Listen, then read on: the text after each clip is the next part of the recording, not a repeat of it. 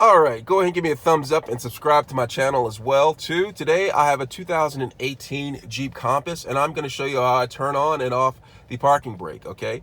Now I'm sitting in the vehicle, right? With the vehicle in park, okay? I'm going to just press my foot on the brake and I'm going to look down. And you see this right here, right in the middle?